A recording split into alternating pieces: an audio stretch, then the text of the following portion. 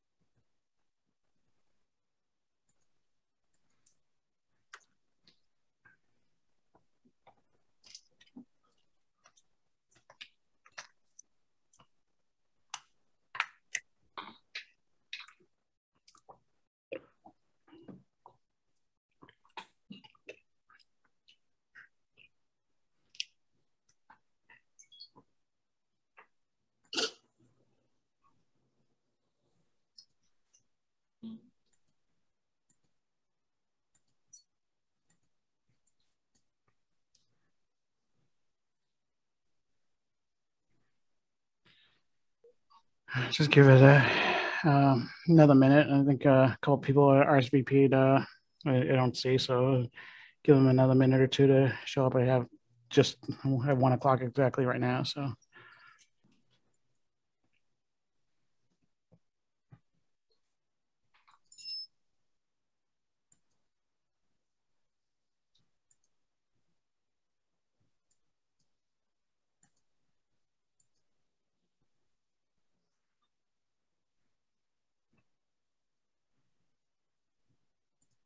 Bill, do you know if we're expecting anybody else? I thought Pat Hill was going to come on. I haven't seen him come on yet. So Yes, I did.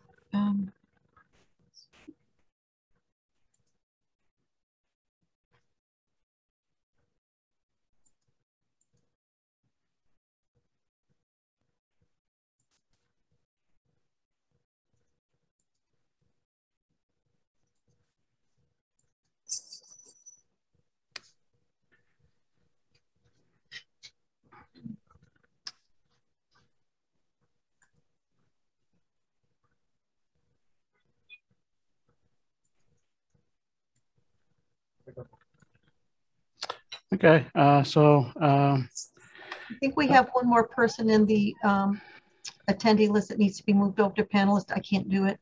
Yeah. For some reason, I keep on clicking on promote and it's not. Connor, it's you. Oh, there. Yeah, there it I goes. was having the same problem. Oh, there it is. Perfect.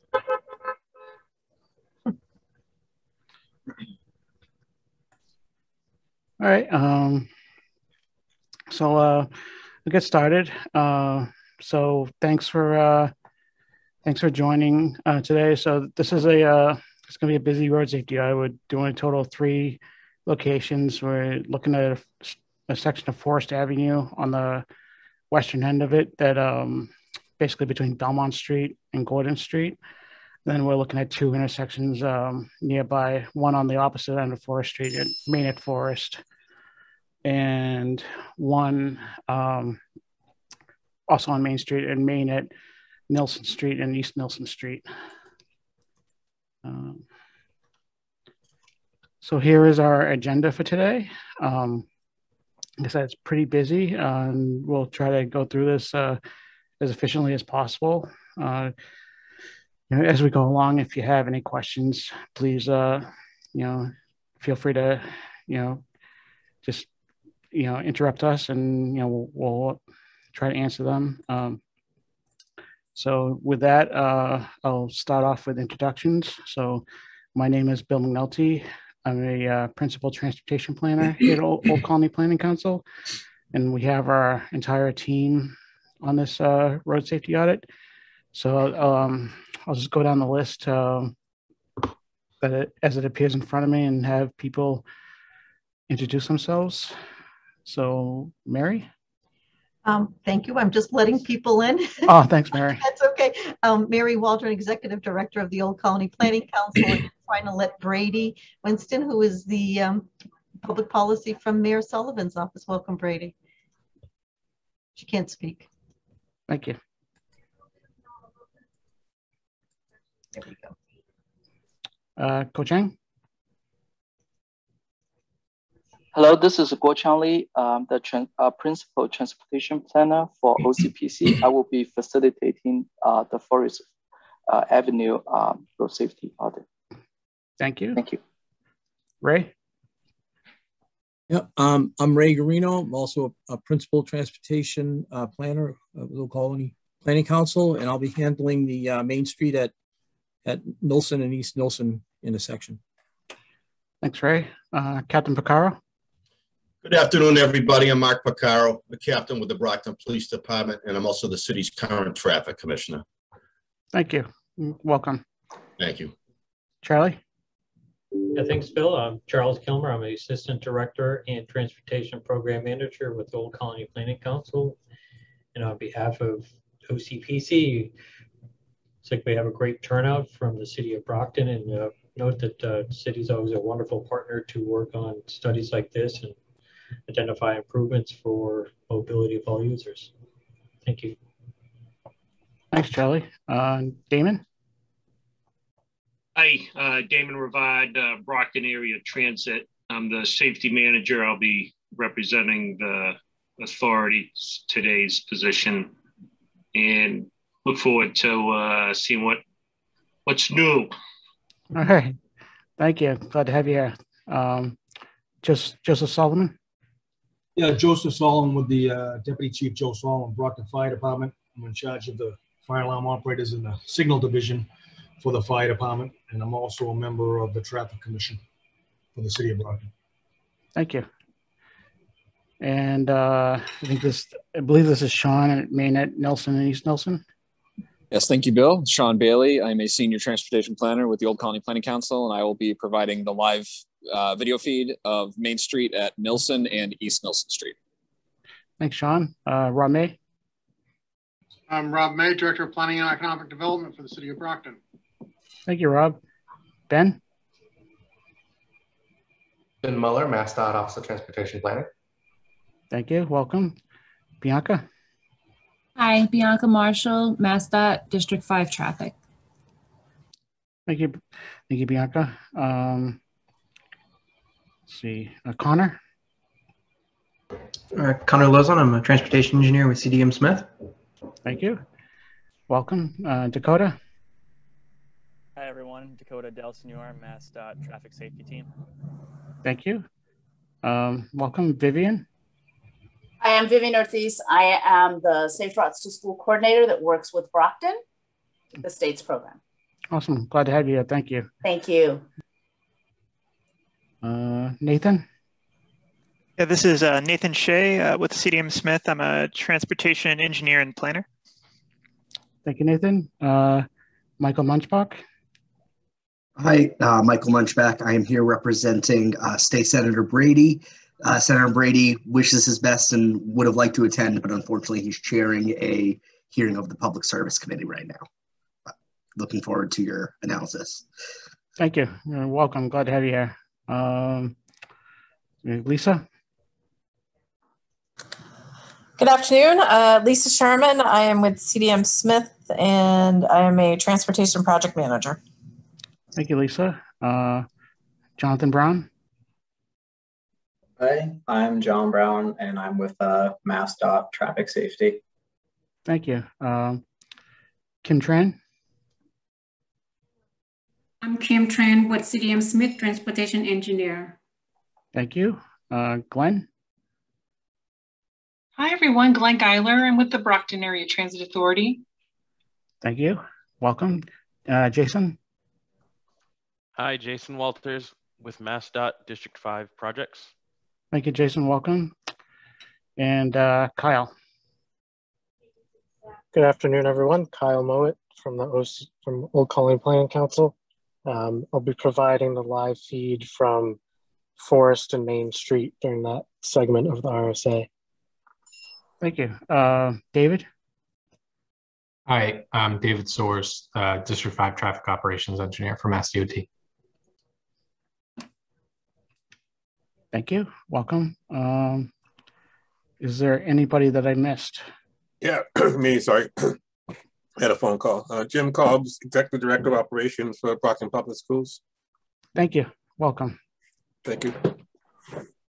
And Bill, only because I introduced her, but Brady is new to the mayor's office, so she can introduce herself quite appropriately. So, okay. Brady, you're muted. You're muted. You're muted. That's the saying of the decade. It's going to be you're muted. Okay. Thanks, Mary. I have two different audios going, so it's a little confusing which one I'm in. Anyway, I'm Brady Winston. I'm the policy associate at the mayor's office. Thank you. Anyone else that I missed? Hi, everyone. I'm Aitan Boucher from MassDOT Traffic Safety Department. Thank you, Aitan. Okay, hopefully that's everybody. Thanks again, everyone, for coming on today. We have a great crew here, and I appreciate you all being here.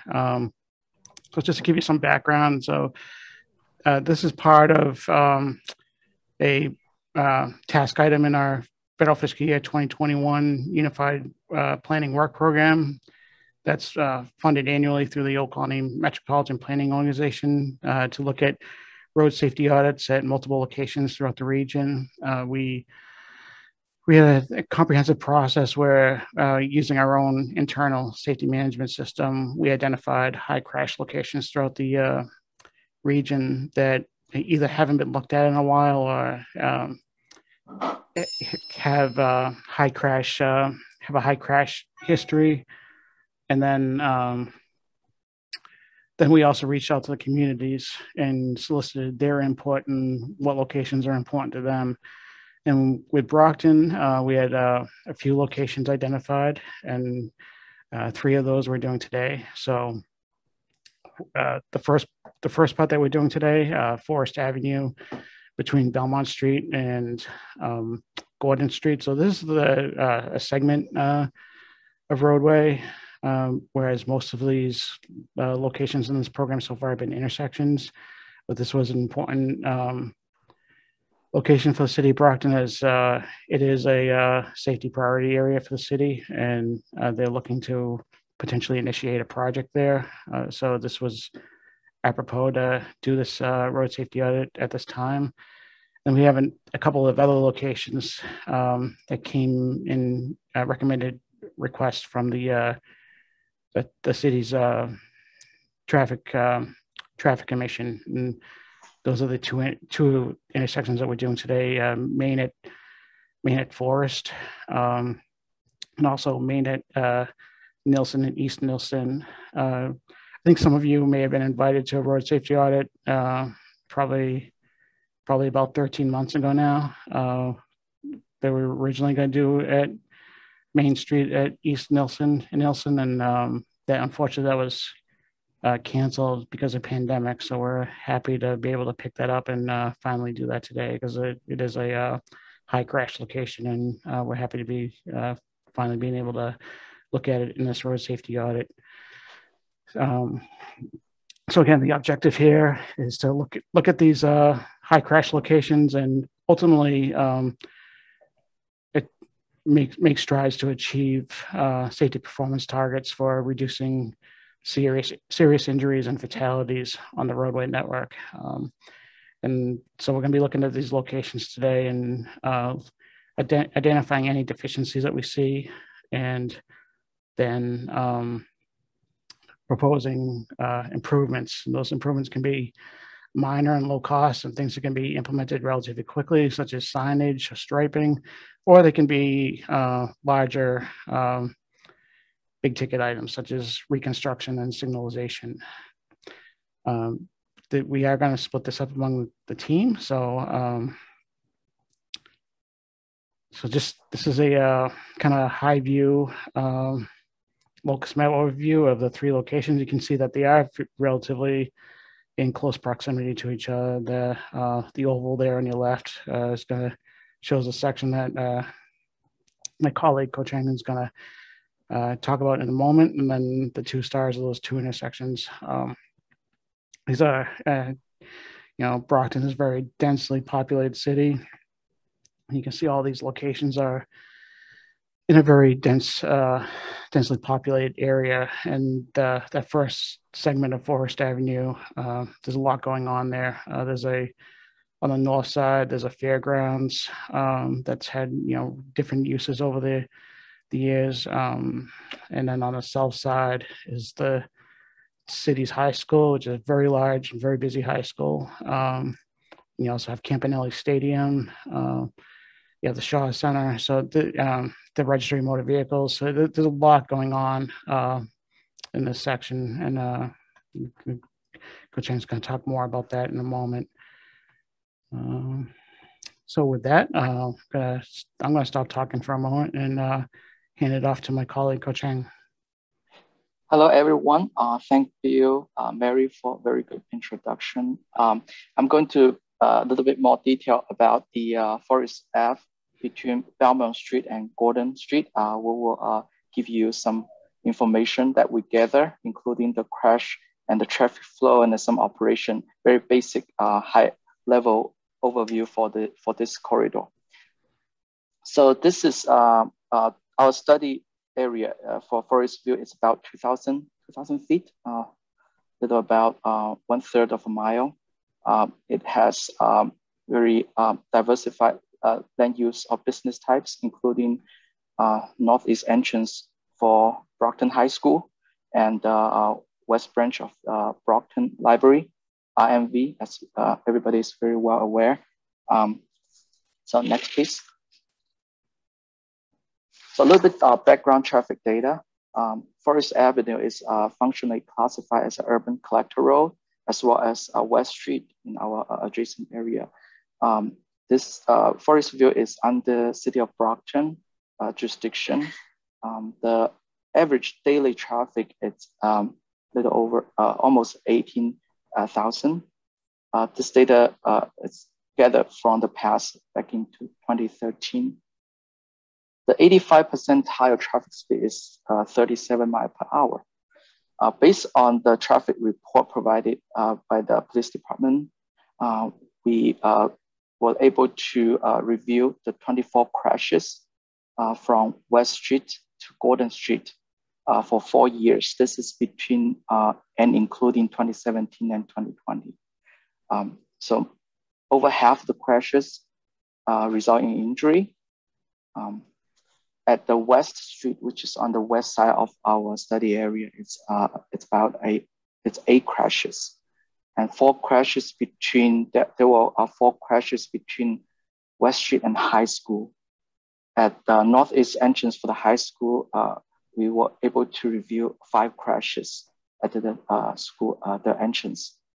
Another 7 crashes happened between Breer Street and Gordon.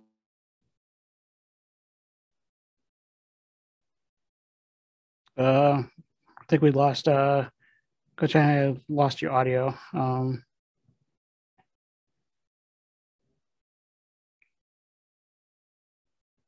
Yeah. Okay. We will fix it in our end here. So why don't you? Yeah. So I can pick up where Coach Chang left off. So here's Forest Ave at West Street. You can see the this is definitely the most complex intersection in the section. It's you saw in the previous slide what West Street kind of makes a little crescent just parallel to Belmont Street, crosses Forest Ave, and so you have this triangle on the north side of it, and then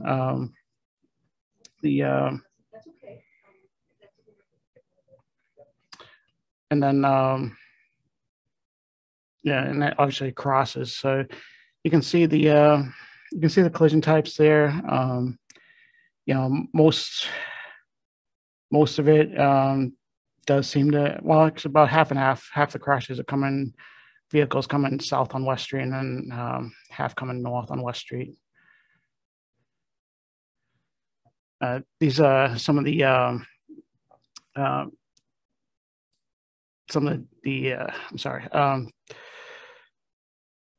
crash characteristics of the crashes happening here. So you can see that there's a very big spike in that in the afternoon time frame, early afternoon, 2 to 4. It's probably coincides with the high school. That's when, just after the high school is letting out, that would be when we see the most traffic on this roadway. Otherwise, you know, a very large percentage of crashes here are angled collisions. It's not too surprising, given the layout. We don't see a lot of rear end collisions at this location. The collisions that are occurring here are between Forest and West Street in an angled manner. Day of the week, Thursday jumps out a little bit. It's probably just an anomaly. Like I said, we don't have a lot of crashes here, so a lot of these charts are just based on relatively small numbers, so something to keep in mind.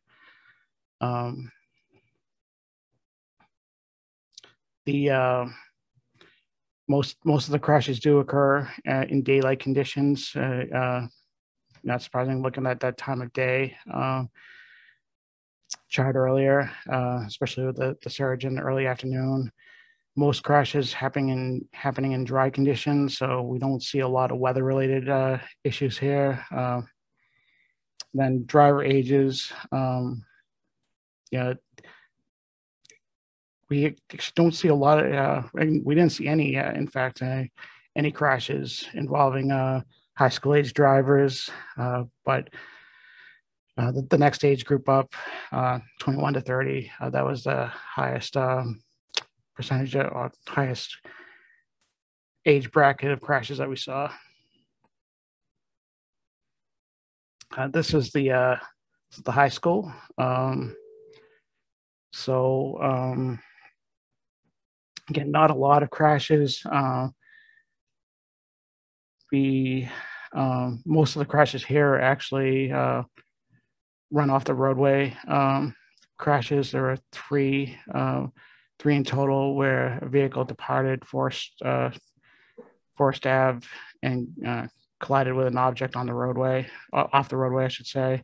There was one collision with a vehicle pulling out of the high school. So at least from what we see here, school dismissal, even though it's a very large traffic surge and it might be contributing to crashes elsewhere on the corridor, the entrance itself during that school dismissal and school arrival, we're not seeing a lot of crashes. It's well, at least with the driveway, it's other issues nearby. Again, these are just some of the crash characteristics. I won't spend a lot of time on these because, like I said, there's only 5, so it's kind of just statistically insignificant. But you can see again, 4 out of the 5 crashed occurred in dry conditions. So we don't suspect a lot of weather-related issues here. And Bill Guo-Chang is back on. Okay, Guo-Chang. Yep. Hi. Good job. Thanks for helping me out. My computer just doesn't like me today. The diagram shows the location and the characteristics of the crashes. Luckily, we don't have a lot of crashes, but it does tell some stories, why and how crashes have happened in the past. So this is at a high school entrance. I believe there are 5 crashes, and there is a daylight 40% and 60% at the darker lighting condition, and the weather looks like it's clear, cloudy. There's 20% probably one crash was not able to identify. So mostly it's clear and decent for driving condition, safe condition. Next. Okay. So this is between Forest Ave, between Breer Street and Gordon Street. There is a tighter horizontal curve at this location. There also a moderate inclining slope going eastbound. Yep. Did you want to stay on that slide? Yeah. Or you want... Yeah, if I may point out, there were two opposite direction crash resulting in injury. That could be tied into the geometry of that roadway.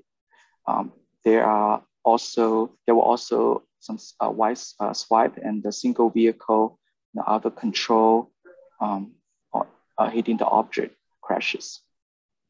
Mm-hmm. Next, please. So this is also the diagram, hopefully can tell some story about those crashes. The crashes occurred in between March and May, and one in September and one in November.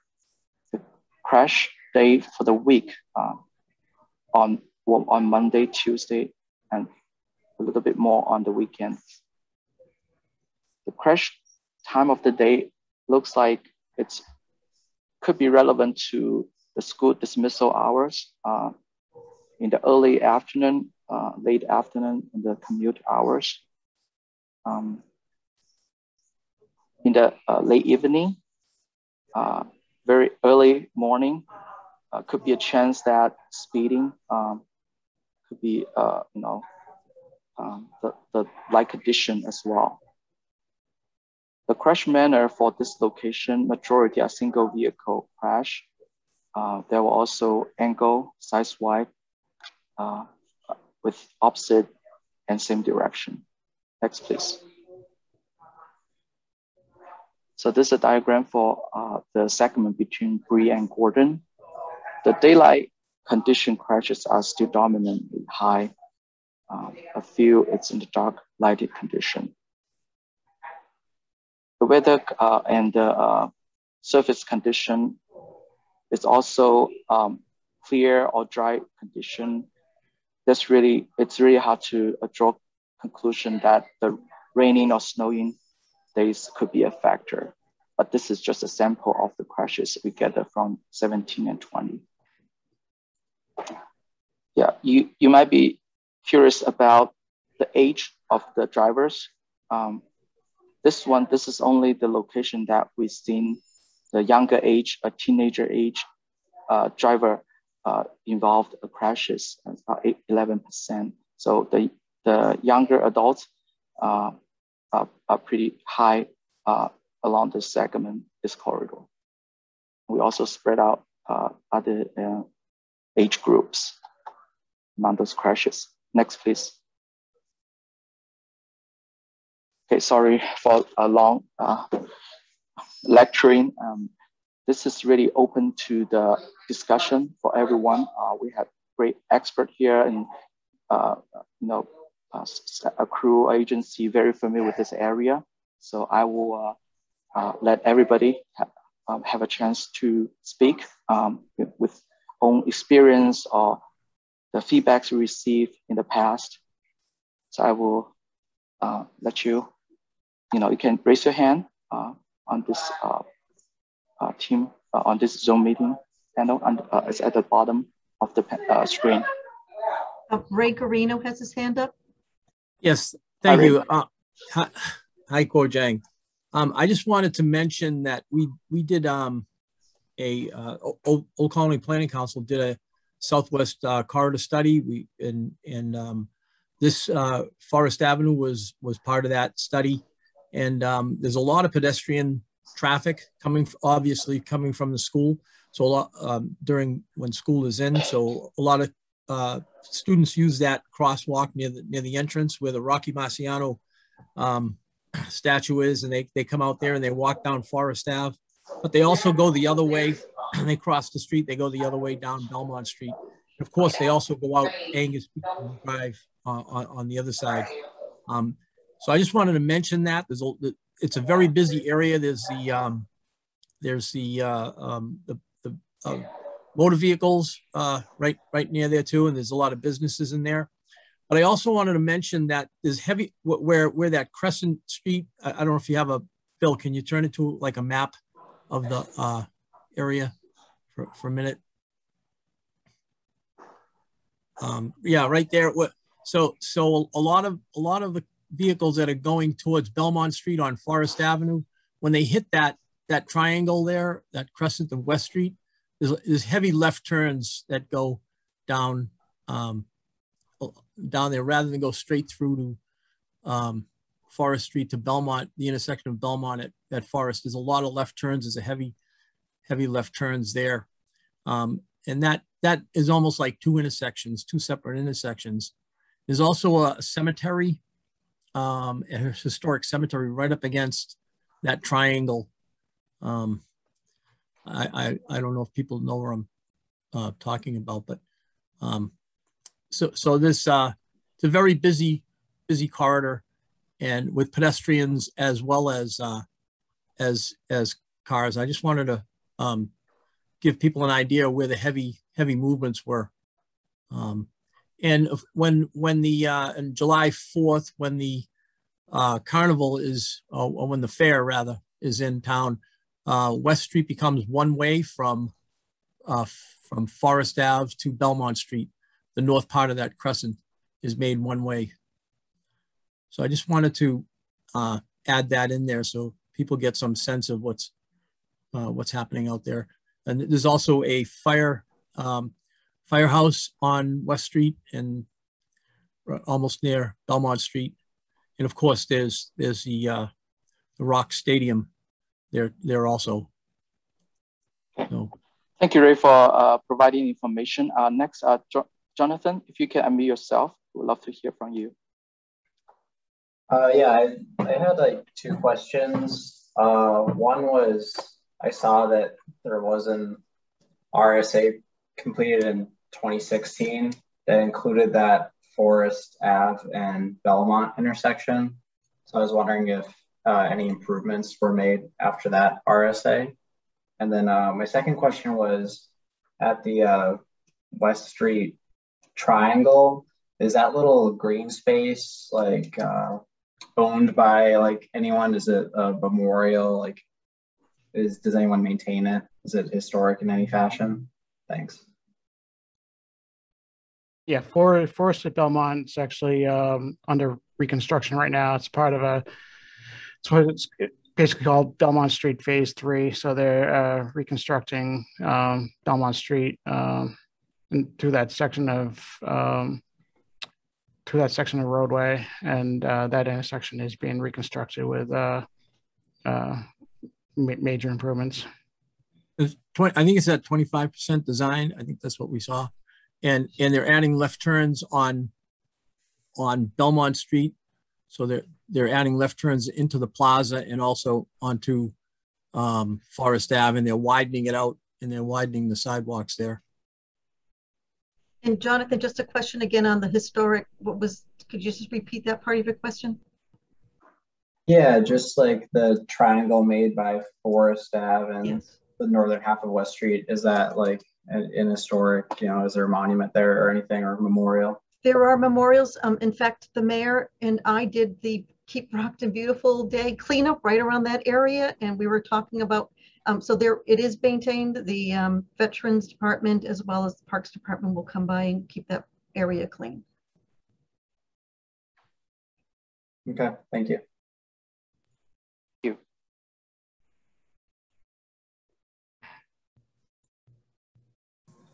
I may be able to point out an obvious problem along Forest Avenue. The pavement condition, it's deteriorating. We were able to observe quite a lot of cracks along Forest Avenue. I think Ben has his hand raised. Hi, Ben. Yeah, thank you, Bill. Thank you, Coach.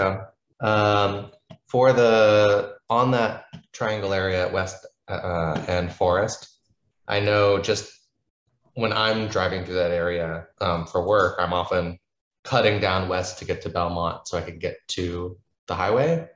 And it's kind of a surprise because when you're driving up Forest, there's not really much of an indication that you're going to run into this series of intersections.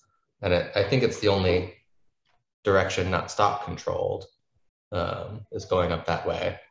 But it made me think when you were showing the crash diagrams there, it looked like most of them were vehicles traveling along west and being hit by traffic moving up that unprotected portion of Forest Ave. So just sort of aligned with my personal experience in the quarter. Mm-hmm. Thank you.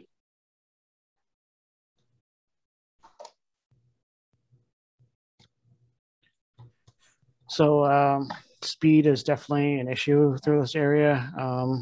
Earlier slide showed that the 85th percentile speed that we recorded with our automatic traffic recorder boxes recorded an 85th percentile speed of 37 miles per hour, which is pretty, for a densely populated area. This roadway is pretty fast, especially given that curve by Breer. I would say that throughout this entire corridor, maybe not so much the very end by Belmont, but once you get past West Street, speed is an issue on this roadway.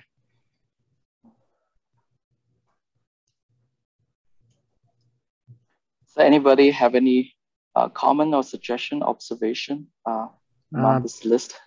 Yeah, Bianca has her hand raised. Bianca have one. Hi.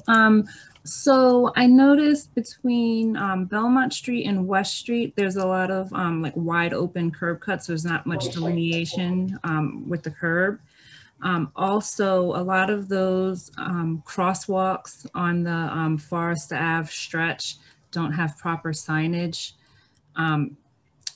especially because there's the high school. You kind of want to make that apparent. And also I was curious about the sight distance on Breer Street, particularly if you're looking east to kind of make that turn, because it looks like there's kind of vegetation there and because it's in the middle of that curve. Yeah, so OCPC crew did go out to look at the Breer Street to look at the sight distance. We did not find anything significant. There were a couple in-street pedestrian yield or stop sign along the corridor, and you're correct. There's a lack of the pedestrian crossing signs. Dr. Cobb may want to weigh in on this because obviously school is out. So when the high school is in session and there is walkers, there's a large number of walkers to the school. And that Breer is used as basically a cut through. So I don't know, Dr. Cobb, do you have comments on that? Which one, the triangle in the middle or the Breer and its line of sight? Right. Yeah. It's what can I say? That's a crazy busy time. In the morning, and not only with the students walking, but the school buses are in and out. So it's a tough area. I'm not sure what we can do because we have students crossing both sides of the street. When they get out in the afternoon, particularly. Yeah, I'm not sure because it is such a busy area and traffic is very fast through there. So I'm not sure what the answer is, like suggestion, but I don't know. No, I think your input, we had internally talked about this because the time of year that we were doing this was late in the year, school's already out. But I think just noting and kind of to Bianca's comment, and I know, look at Vivian, she's ready because I know this is in her line of discussions, but just so it's noted for all, and I just can imagine that, traffic and will weigh in and others, but it is during the school year when the students there's a time period when they're coming in, when they're leaving, and that particular area is one of just an area of concern. You know, another thing, I mean, yeah, when school's in session, but, you know, honestly, that street is used all the time. If you go there right now, I mean, there's programs, there's summer programs, there's sporting events, there's, you know, the community uses the Marciano Stadium, the field all the time for, you know, exercise and different events. People use the tennis court. So, you know, it certainly increases in volume in the school year, you know, early arrival and dismissal times, but you know, it's used all the time. And of course, I have Edison Academy School there in the evening. So I have students that are walking and driving in and out even, you know, 4 nights a week, Monday through Thursday. So the high school is used all the time. It really is. And that's I think your input on this is tremendously appreciated. Well, Chang, correct me if I'm wrong on this, but so the discussion about Breer was really the line of sight. Is that what we were talking, that you didn't find anything of great concern? Yeah, like I pointed out earlier, we went out to that intersection. It's a vertex of just a turning point. The vegetation or any fences from the residential didn't pose any problem. Like I said, there is a very tight horizontal curve. You know, in the rainy day or maybe, you know, light condition is not ideal. If someone drive very fast, you know, it could introduce crusher. No, that's fair enough. I think. I guess I had a question regarding the Breer. I mean, I'm not sure what your question was, but you know, why it's a one-way going from Ash Street to out to Forest Ave. You know, because you're right. When the other street, when you're coming from Forest Ave, you know, to go out to Ash Street, it's a two-way actually. But you're right. When you try to pull out into Ash Street, you know, the fence and the vegetation really blocks your line of sight trying to move into the area. So maybe if the other was if they were both two-way streets, you might be able to eliminate some of that. Thanks for your comment. So you can get from Ash Street to Forest Ave both ways on both streets, you know, back and forth. Because one just goes out, you know, Breer Street just goes out to Forest Ave. Thank you. Any other comments or suggestions? Yeah, I'm going to go ahead and jump in. Again, I'm Vivian. I'm with the Massachusetts Safe Routes to School program. I'm really excited to see that Dr. Cobbs is here. We in our office pretty much lost the school year. We weren't able to do as much as we would have liked to have done with Brockton and other communities. So I'm excited about starting to have some conversations now before school starts. But our program being federally funded, we only work with kindergarten to 8th grade students. So in this particular scenario, there's not going to be a lot of one-on-one that I might be able to help with, but we work with community partners. So if there's our opportunities to work with the Boys and Girls Club and other things like that, to be able to have some information sharing and maybe seeing if maybe some of the high school students could do like a walk audit and things like that through that project, then I think that's the way to go. But for me to personally be able to go out there and work with the student population in the high school, it's not something I'm able to do. So I'd love to, you know, be creative with some folks that are interested to figure out how we might be able to influence some change within this particular scenario. Okay. Thank you. Do you see a lot of bike traffic on this road as well because of the high school or anything else? Yeah, there's a lot of bike traffic along this corridor. I'm not really sure if it's more during the school year than other times of year, but I do see a lot of cyclists, not just on this road, but all throughout the city.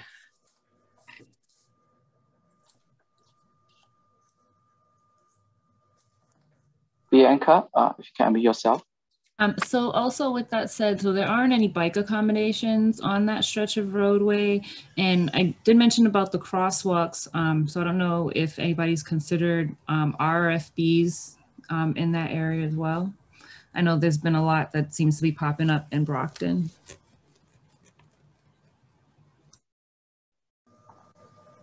Could you chime in this one? I don't know, Mark Picaro or maybe Jim Cobbs. I don't know if that's been a discussion at all, either through traffic and or through the school safety.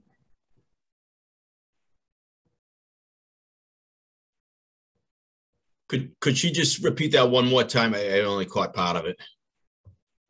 Oh, sorry. I was asking if the use of RFBs have been considered for the crosswalk. So basically the flashing light with the push buttons. Yeah, that, I've been on the traffic commission for about 6-7 months now. That has not come up to my knowledge.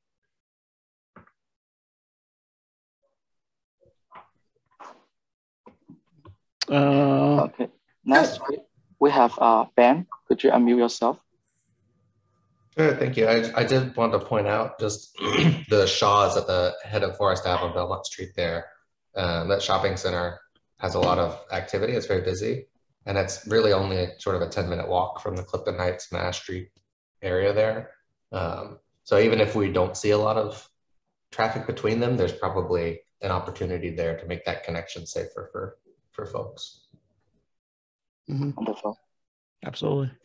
I would agree as well, Ben. I think, again, living not too far from this area, it's sort of a cross area for me, and it is, and there seem to be some additional with now a new training center that's been right next door, and so good point.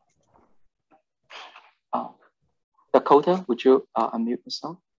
Yeah, I'm just curious for any locals in the area who regularly drive through this, if the layout, the space, and all the the posted stop signs at the West Street and Forest Ave intersection, if that creates any driver confusion or some near misses that maybe don't show up on the crash data, but people almost hitting you because they don't know which way to go or who has the right of way, or if any traffic from the intersection with Belmont Street backs up into that triangular area. I probably can answer a little bit. We were out there, and definitely it caused confusion. This intersection, West and Ridge Forest, is a 3-way stop control. North going westbound, northbound or westbound. It is unregulated. There is a confusion, and especially people wanting to make a left turn onto Forest, and it's almost like a 2-stage stop and go. A lot of confusion. That's not good. There's no good channelization. So you're absolutely correct on this one. Thank you for your comments. Also, also on the queue, the queue from Belmont Street does back up through that intersection with West Street and Forest Ave, based on the observations that we had the Southwest corridor. So that does happen also. Hi, Charlie. I think it's Coach Eng. I just want to point out that there's a question in the chat box that, from Lisa Sherman, asking if there are any BAT bus routes along Forest Avenue. Thank you for your question, Lisa. Sorry, didn't see it. Is there anybody from BAT? There's a couple members of BAT on. Can I have someone from BAT? On Forest Ave, no. We cross on Belmont Street, the number 3, picking up at the high school. We have a nice cutout after they refurbished that. We also service inside at Shaw's, that was mentioned earlier. A lot of kids get off there and start the journey across the street. The number 8 crosses Forest at Warren Ave. Then we have the number 2 down on Main Street. So Forest Ave per se is, no, we don't have any runs that currently go up there. Thank you, Damon. Ray, you have a hand raised. Thank you. Lisa, do you have some? Actually, this must be Zoom operator error because I can't figure out how to raise my hand. So I apologize, but yeah, I'd just be curious about we did talk about driver confusion at the intersection of Forest and West, and that the intersections at Belmont Street are being reconstructed. And I did look at the plans for that reconstruction, and that work is ending before we get to this intersection. So the signal timings and everything, I'm not sure. I haven't had a chance to look at the FDR that was done for that project, but I'm wondering if some of the queues may not back up as much once the signals are up and running, the new signals. But just overall, I think that it does, to me, driving through it, does feel a little confusing. And I'm also interested to know what does happen during the fair, the Brockton Fair. Like, is the street closed down, or is it, I thought at one point there's a section that's closed down, and maybe it's worthwhile to pull the map up again. So when the fair has been held in the past, they do shut down, and Mark Picaro can speak to this. And even though you've been only on for a few months, but the historic part is that where the Burger King is, it's usually not shut down. It's like a one-way, so it limits the number of people coming in and out. And again, the whole, Rob May is on here from the city planner's office, just in terms of what the potential plan. I know when it was looked at as a casino, that there was some discussions about upgrading the area as well. So, Captain Picaro, sorry. That's all right. Thank you. Yeah, you're right. Usually when the fair's in town, late June to early July for the week and a half, 2 weeks that it's here, that section from Forest Ave to West Street, ordinarily it's two-way. It'll be one of the lanes will be shut down. I believe it's I can't think, we didn't have the fair last year. One of the lanes will be shut down, so it just becomes open to one-way traffic in one direction, just to kind of ease the flow of traffic. And there's a lot of pedestrians in that neck of the woods as well, so it's kind of like a pedestrian safety issue. But I just wanted to, the reason why I put my hand up, I just wanted to jump back to whoever had raised that issue about the crosswalk RFBs, just because, like, in my 6 or 7 months here, that issue hasn't been raised. That's a very good suggestion. If you wanted to get that idea onto one of our monthly agendas, we'll certainly go out there and take a look at that. That's a good idea. Thank you. Joseph, can you unmute yourself? Thank you. Yeah, hi.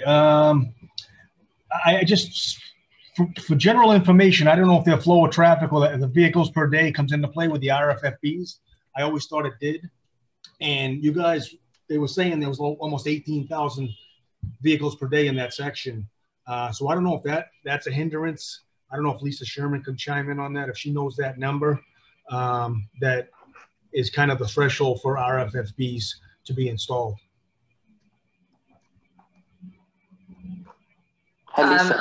Yeah, so I don't know if Bianca and Dave Soares have some input as well. To my knowledge, we don't yet have warrants and established thresholds in Massachusetts for RRFBs. I'm not sure if MassDOT has moved towards creating a type of warrant or threshold. Yeah. I do have There's no warrant. There are recommendations that I believe they're federal recommendations, but it's all based on speed, lane geometry, and volume of the roadway. Pedestrian volume too, right? I think it's mostly about the travel lanes. It's more about providing safe accommodations rather than forcing forcing you to prove that there's a justifiable amount of pedestrians. Okay. There's no like minimum bar that needs to be hit to warrant an RRFB. Okay. We had done some research several years ago that we just actually did look at for the Traffic Commission, and I think it was like you said, more of a guideline. I think we were looking for like 20 pedestrians at minimum, but as you mentioned, there's no real threshold for the volume. So okay. Yeah, and I'd just be interested if there's other things that happen, like I think someone brought up nighttime, like visibility. Are there street lighting concerns? I think that was mentioned for safety, and then just overall operations. Are people using, like you said, there's a lot of left turns that are coming down Forest and going to West to get to Belmont to get down to the highway quicker. Yeah, that's a heavy left going turn. straight to Forest instead of going just staying on Forest and going directly to Belmont. Yes, a lot of that's a heavy left turn there. Okay. I saw Ray raise your hand for a long time. Sorry, I didn't mean to. No, that's okay. Say something? Yeah, I just want to say quickly that in the Southwest Corridor study, we also did a signal warrant for Memorial Drive or the high school drive, and it does satisfy signal warrants for the high school at Forest. So that could be an option right there, and obviously you'd have pedestrian actuation right there too. Great point. Next, if I can, have Vivian unmute yourself. Yes, I think that on one of the original slides or the first slides, the last time that the traffic counts were done, was it 2013? Yeah. I thought I saw something that was some time ago. Am I correct or not? Yeah, that was correct. So it was a little dated, 2013. Right. So then at that point it was 18,000, right? Yeah. Yep. So has that number increased, do we think, or just? This is not safe routes to school talking. This is just me noticing that it had been a while. So I was just wondering if that will affect. Yeah, my own knowledge of just having worked in Brockton for 20 years, it's probably about the same. Traffic volumes, most roadways kind of stay the same year to year. There might be a little fluctuation, but I'd venture to guess it's still in that 18,000. Okay. Just a question. Mm-hmm. Thank you. Great. Next, Nathan. Yeah, I just had a couple questions about a couple other areas that weren't touched on in the collision diagrams, and I think Bianca might have mentioned that there does seem to be a lot of open access kind of between Belmont and West. I didn't know if there was any crash history there. And then also I noticed on my quick kind of click through of the corridor, I'm not familiar as many on the call are, that it doesn't seem that the small kind of alley or whatever you want to call it at Cobb Avenue, actually, it doesn't look like there's any signage there, not like no stop sign approaching Forest. I didn't know if there was any issues there, just kind of east of West Avenue. A great comment. From the crash report, we did not identify crashes at the Cobb Ave. That's I think it's on the west side of the IMV. We do not. But that's a good comment. Any local road or driveway going into the public roadway, supposed to have a stop sign. I hope this could be as a good comment too. Thank you. Yeah, between Belmont and West, answering that, most of those crashes got lumped in with the intersection of Belmont and West. Sure, if there's queues there, that makes sense. Yeah.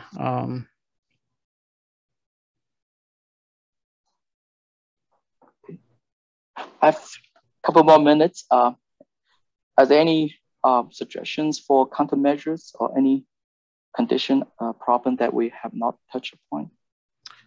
One thing that the city could look at, I'd have to verify with MassDOT if this roadway has a special speed permit. That was on my to-do list before this audit, and I didn't get to it. But if there is no special speed regulation for this roadway, the city could look at adopting Chapter 90, Section 17C, which fell under the Municipality Modernization Act, that allows municipalities to establish a 25 mile per hour speed limit on roadways that are under their jurisdiction.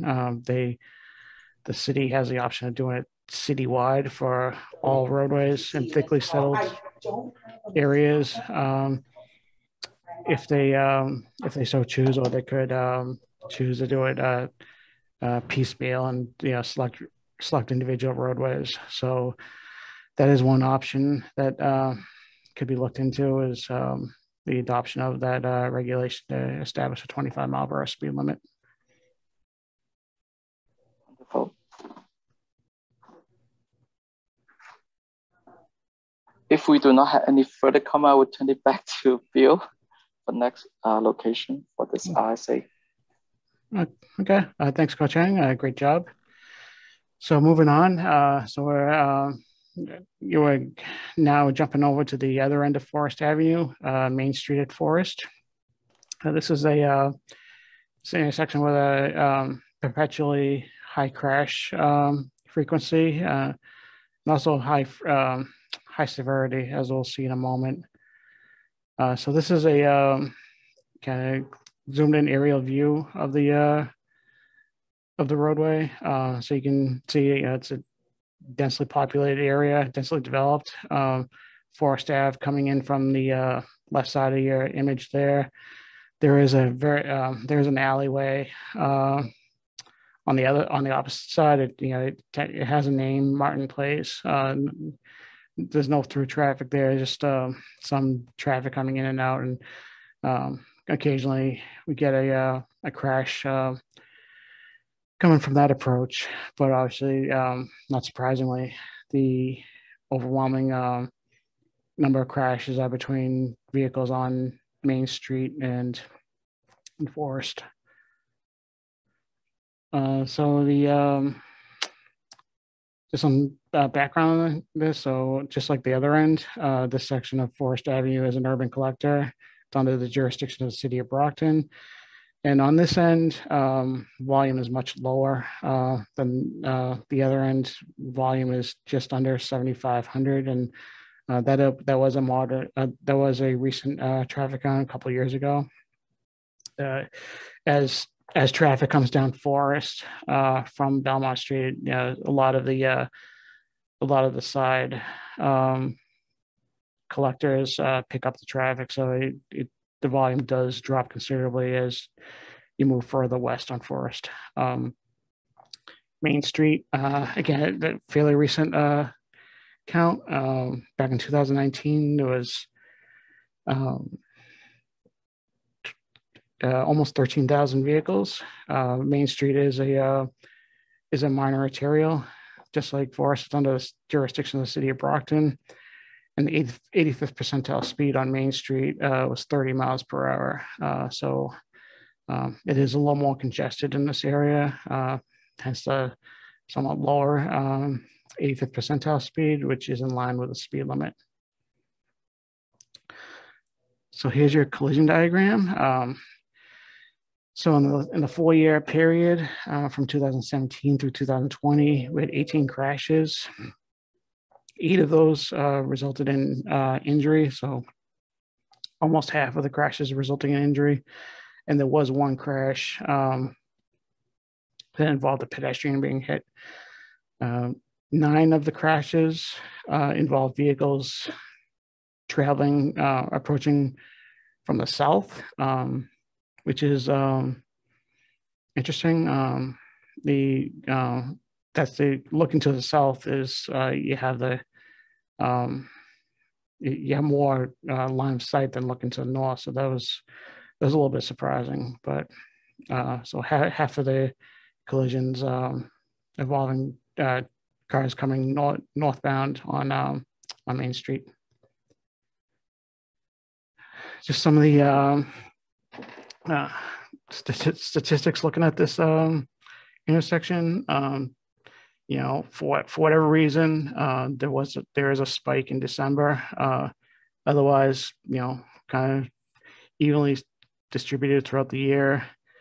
There is a strong correlation with evening commute at this location for frequency of crashes. That for 4 to 6 p.m. time frame is when we saw the greatest frequency of crashes occurring.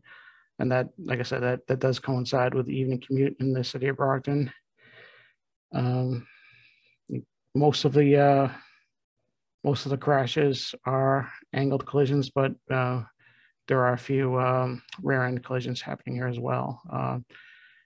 More likely vehicles stopping short as vehicles come out of forest. On this section of roadway, quite a few of the crashes were noted that they occurred in dark conditions, more than average than we typically see with intersections. So that was definitely of note. Also, over a quarter of the crashes were in wet conditions. So this is a location where weather may be an issue. Maybe looking at the surface of the roadway, is there is an issue with the surface with vehicle skidding? That's or hydroplaning. That's something that we'd be potentially looking at. Ages of drivers, nothing stands out.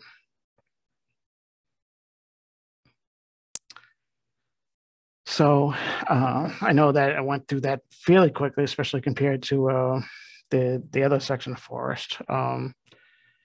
But I can go back and look at anything if anyone wants to take a greater look at something, or we can just open this up to discussion.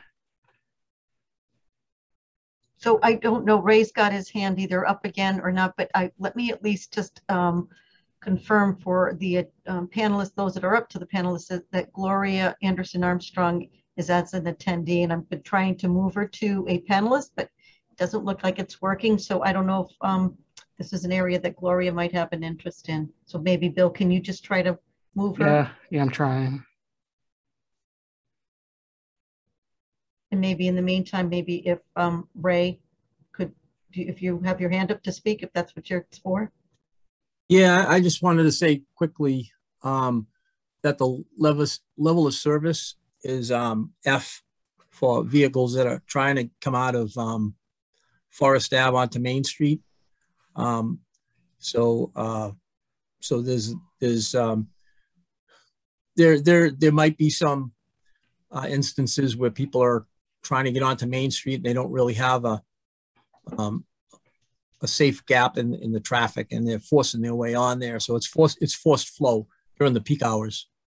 So I just wanted to add that to what Bill had said. Mm-hmm. Thanks, Ray. Ben has his hand up, Bill. Mm-hmm. Ben?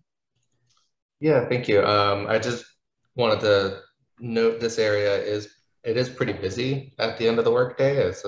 There's a lot of little shops and restaurants through there. There's Vicentes there and places to eat after work and all that. And it really doesn't have very many good places to sort of cross the street when you're a pedestrian there.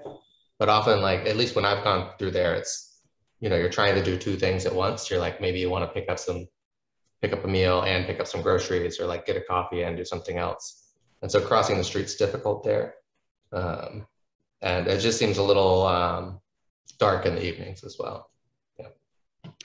Yeah, it's definitely dark in the evening. I can confirm that from going through there in the evening. And like you said, it is a busy area. There's a Dunkin' Donuts there on the corner. Obviously that's more of a morning issue, but and speaking to the pedestrian issue, so obviously in that 4-year history that we looked at, we only had, I shouldn't say only, it's too much, but we had one collision or one crash involving a pedestrian, but just in this general area, all of Main Street, pedestrian safety is a great concern. Just over the years, a lot of pedestrians getting struck by vehicles in this area. It is it's a combination of, there are a lot of pedestrians making those crossings and not a lot of safe crossing spaces, and volume of traffic, just a lot of issues.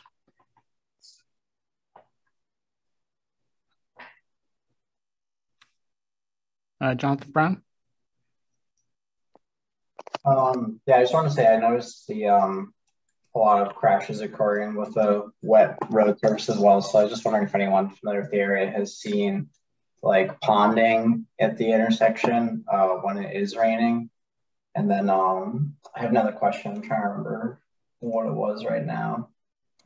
Oh, I noticed that like the travel lanes are pretty wide, even with like that painted shoulder. And I was just wondering, like, is the shoulder used for parking at all? Or does it kind of just seem like something advisory to narrow up the travel lanes? In the immediate area of the intersection, there's no parking on Main Street, but just to the north, there is parking on both sides. So I think it's a matter of it's not those those shoulders just aren't being tapered down after those parking areas. So I know that Gloria's on, and I know that she probably has some comments. I see that you're unmuted, Gloria. But I'd also like to just answer Jonathan Brown, because I know Pat Hill from DPW was signed up. I'm not sure if he's on, but we should get that question answered in terms of any kind of water buildups. But Gloria? Yes, I was just waiting until you got to Nilsson Street. I don't know how you updated the crashes or anything there recently, but there was another accident there, not this past Sunday, but the Sunday before last. And my opinion is people speed up and down the street there. It's difficult to cross the street, even with the corner. I know they have stop signs, but in the wintertime, there's kids getting out of school. And even though they have a crossing guard, it's just not safe. And at nighttime, it's even worse. If you're trying to come out of the lots, you really, you inch out, and the traffic light. So, I mean, that's the only thing I can, go ahead. No, but Gloria, can you hold tight until are you able to hold tight, or do you need to leave? No, I'll wait. Okay, perfect. Bill, do you want to finish up on Forest and Main? So Jonathan had just raised in terms of the question, we should raise that question back to maybe Pat Hill to get just some data input in terms of if there's like any type of flooding or something along those lines. Yeah, I'll check on the DPW. When I did my site visit there, I look for any signs, because usually there's signs if there's ponding issues, debris on the roadway and stuff. I did not see any evidence of that, but it doesn't mean it's not there. So we'll definitely check with DPW. Hey, Bill, and just being out here, I'm not seeing any catch basins, like on the corners of the streets, just an FYI. Okay, it's good to know. That's helpful to know, Kyle. Thank you.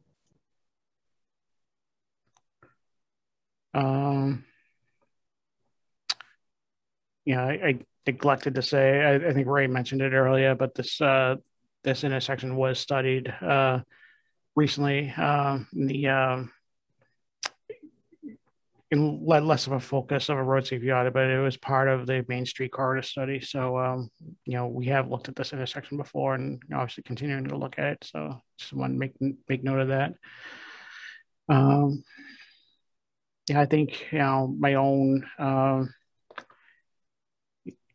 my own observations here. Some of it's already been brought up. The pedestrian activity in this area is definitely a concern. Lighting is pretty dark at night. Ray brought it up. Vehicles trying to force their way out of forest, inching out, and a lot of those angled collisions that we see are probably the result of just drivers inching out and colliding with a vehicle on Main Street. Anything else? No, but just for those, just keep an eye on the chat. David Soares had provided a guidance for pedestrian safety countermeasures. So thank you, David. Thanks, David. So in terms of improvements, so you could definitely do some signage improvements. You could do advanced warning signage. And it's a little difficult in this type of area because there's so many intersections in a short amount of area. But that is something that could potentially be looked at, advanced warning signage. Yeah, I don't know if running the stop signs is a big issue, but you can look at doubling up the stop signs so you having a stop sign on each side of Forest. But I think long term, the recommendation that perpetually comes up is signalization, and so that's definitely on the table as well. I don't know if anyone has any other potential recommendations that they'd like to bring up. No, but Bill, I know that I had a conversation with Mayor Sullivan earlier today. I know that he's thankful to everybody being on this call. These matters are of great importance to him, and in working with the Traffic Commission and with the council members, that we're certainly going to be weighing in and be assistance to providing this data, as well as the resolution with the team members and stakeholders here. So, but I want again, also just for the staff, for Kyle and for Sean, who are out on the road, seeing the visual, the live visual. Hey, that was an OCPC van, wasn't it? Which just went by. But it's really helpful to see this visual as we are in a, as we're still remote. But seeing it live is really helpful to, at least for me, and I hope it is that way for others. So thank you. Before, I know you want to move on to Nilsson next. Yeah. Yeah. If there's not anything else, I can move on. Like I say, we have studied this recently in the corridor study, so we've already have a list of recommendations that we're looking at. But if there's anything else that people want to bring up right now, we're happy to put that in the report. I noticed there's a bus stop going south on Main Street right at the intersection. There's no currently any signage or like just a dedicated area for the bus to pull out. So I think that would be good to see, as well as having a crossing nearby there to allow those bus riders to cross the street. Mm-hmm. Good. Excellent suggestion.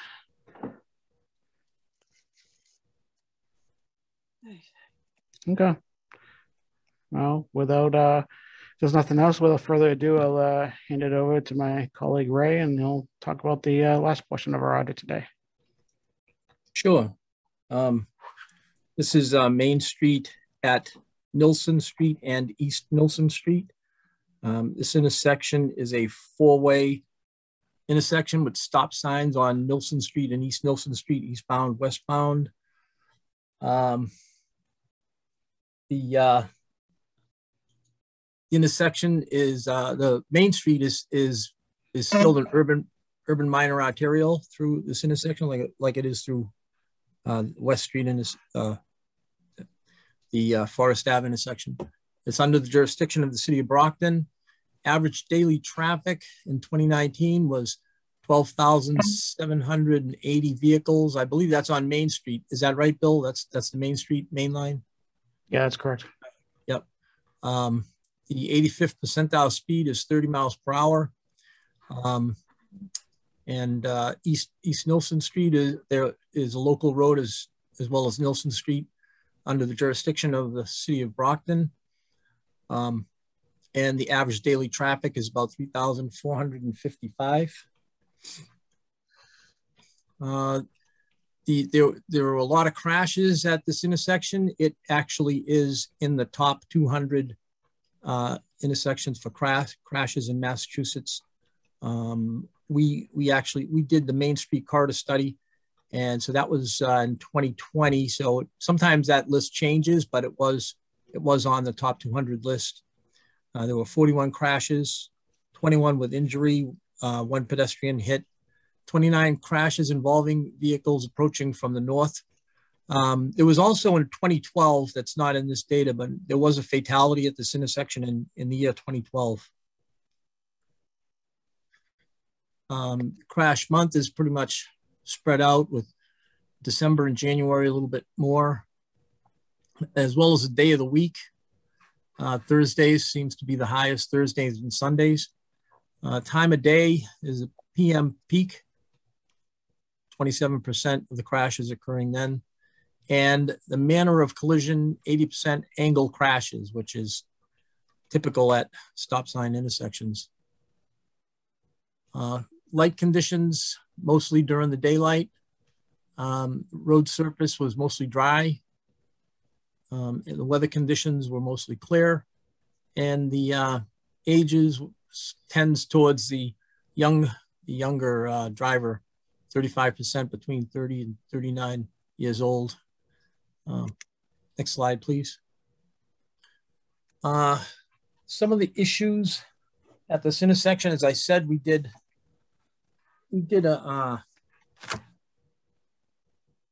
this intersection was part of our Main Street corridor study.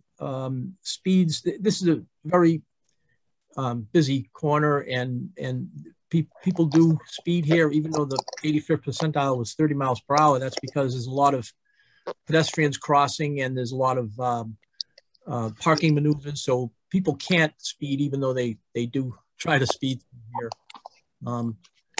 The intersection operations and the alignment seems to be pretty good. There is a building on, I think, on the westbound approach that might hinder some sight distance. The intersection operations from the stop signs, it's level of service F. So again, we have forced flow from the minor street. I think the pavement conditions are fairly good. Lighting, I think, is poor throughout this corridor.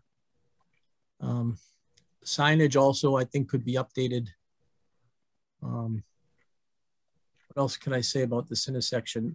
I'm sorry, on my screen, I'm still seeing a forest in Maine. I'm not seeing anything else. Oh, okay.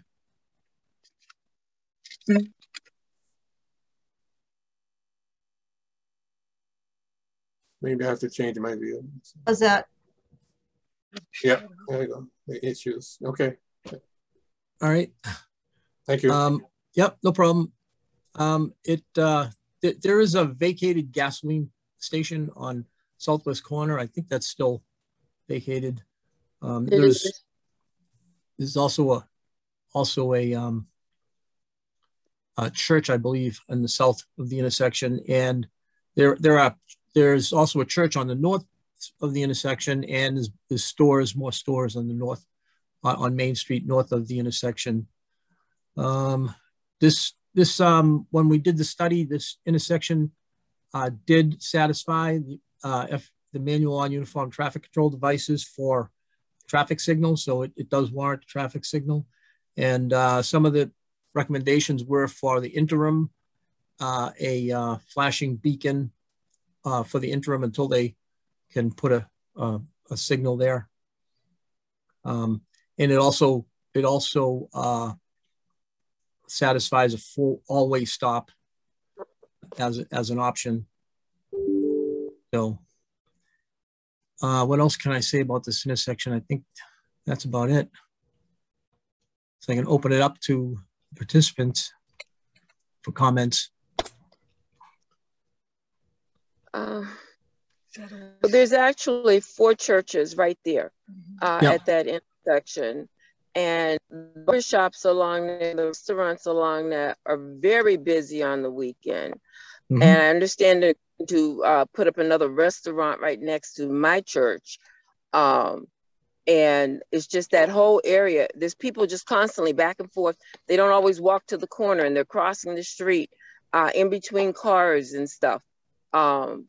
It's just, as I said, 2 weeks ago, there was an accident there at that corner. Yep, it's heavy pedestrian. Yeah, the sidewalks are on all the streets, and there is a lot of heavy pedestrian traffic. Yep. Is there anybody else? I can't really see. People's hands are up, but.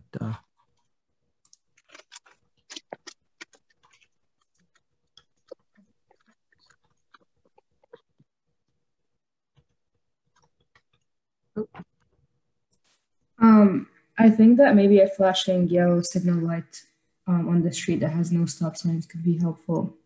Potentially lower the speed, so people don't have to go all the way out the stop sign. Yeah.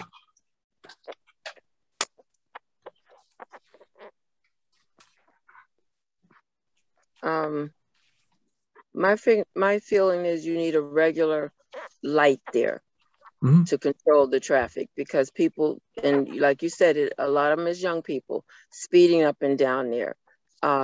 Some of them slow up, some of them do not. They need a regular traffic light at that intersection. Yep, the signal is warranted, and also it would also help with the pedestrian crossing too, because you'd have pedestrian signals there. Right, Lisa Sherman has her hand up. Sure, go ahead, Lisa.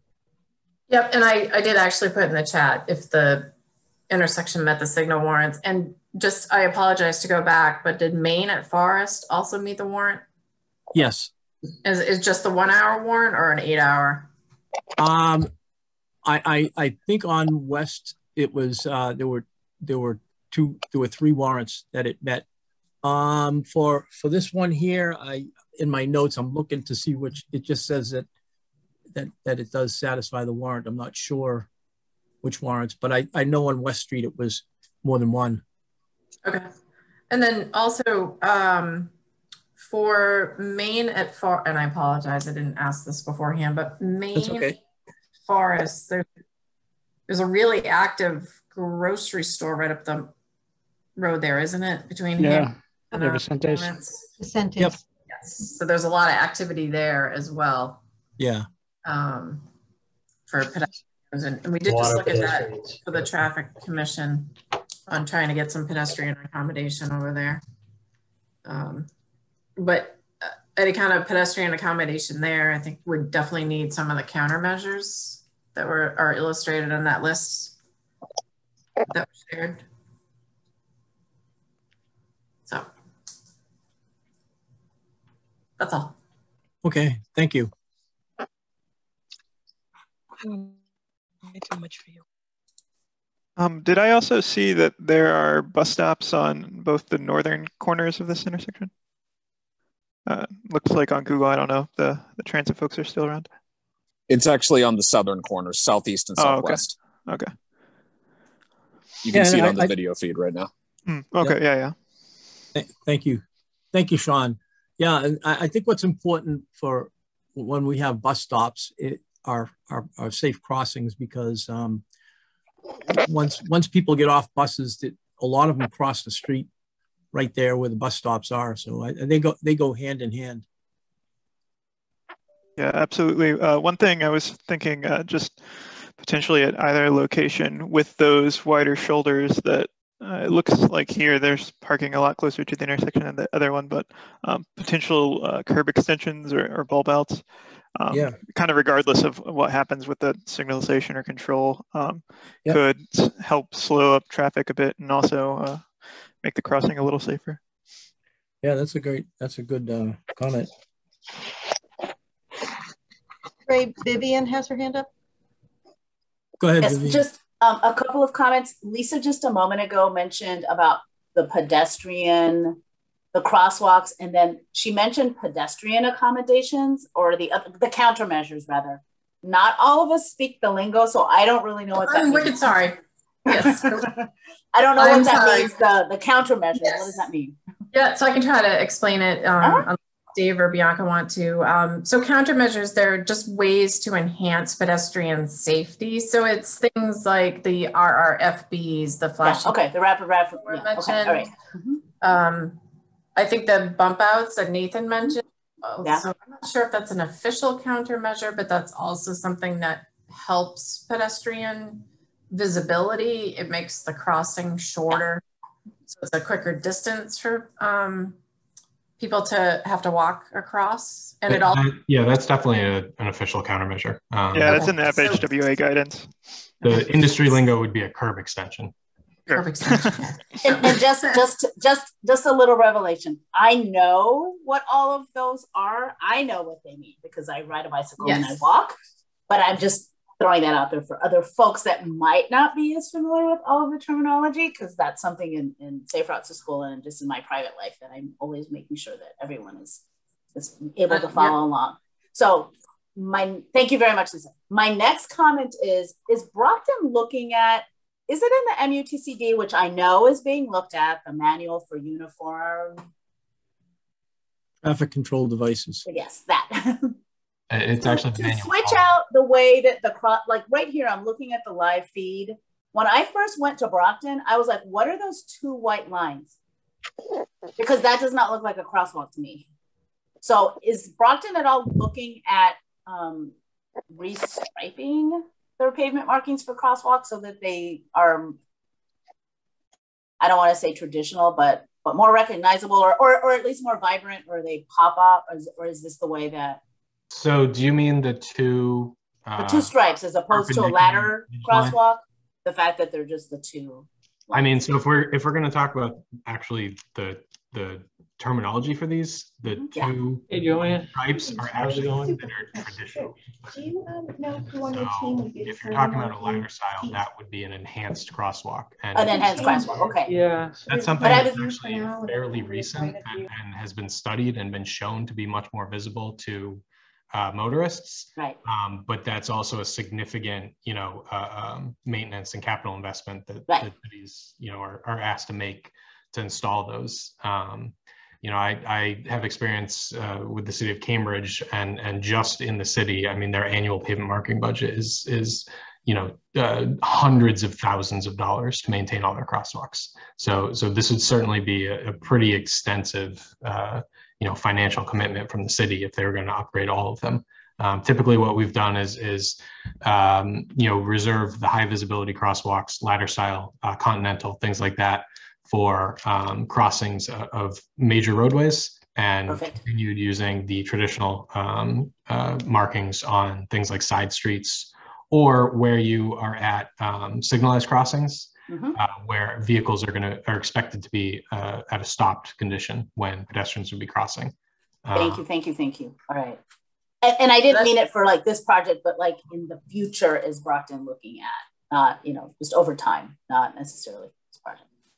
And then to add to David's comment, we know that's consistent amongst a number of municipalities and the maintenance efforts involved, where they want to apply high visibility crosswalk treatments versus others.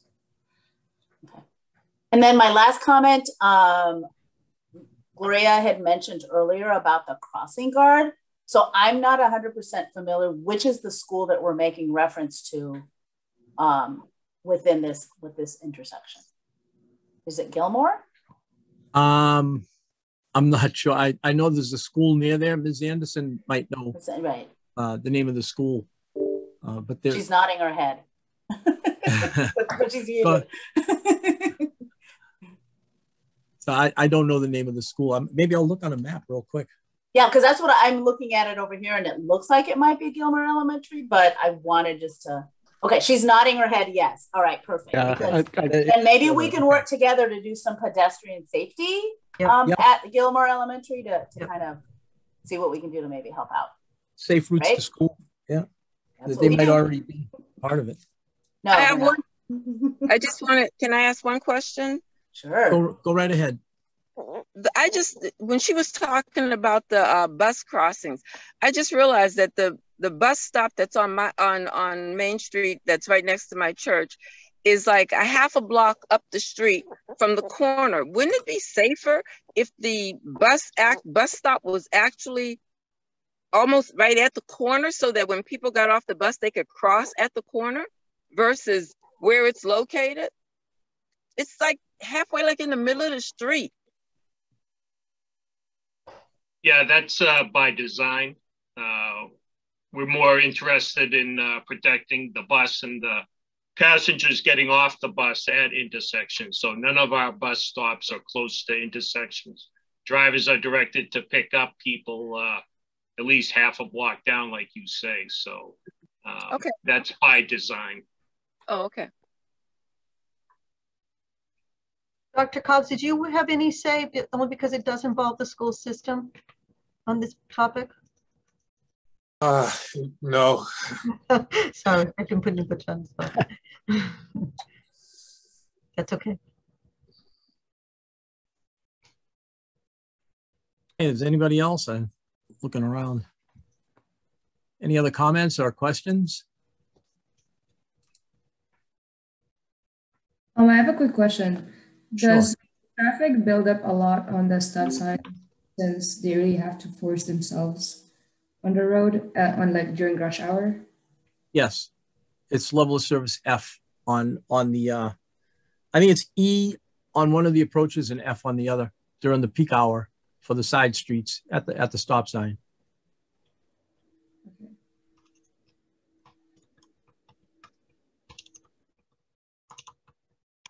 Okay, I think we're done. Unless anyone else has any questions or comments. Nope, we're good. Okay. So Ray, you're going to talk about next steps. What happens next? Sure. What happens next is we, Old Colony Planning Council, will draft reports, and we'll take all the comments and the recommendations, and we'll put that in a formal report. We'll send that draft report around to the participants and the stakeholders so they could look at it and comment on it. Usually takes about a week. Then we will put it together in a final report. And as we said, what's important to note is that jurisdiction is the city of Brockton. So they're going to make the decisions on how to move, when to move forward with the recommendations on which recommendations to move forward with. Although Old Colony will help with the grant, with the TIP funding. And, you know, we're here to help in that way. And Bill has his email there. If anyone has any further questions or comments. I think Mr. Kilmer has his hand raised. Oh, go ahead. Did I leave something out? Charlie? No, I think you covered it great, Ray. And, okay. OCPC has a long history of working with the city of Brockton on comments on projects and finding funding for the implementation side. So we're happy to help. Mm-hmm.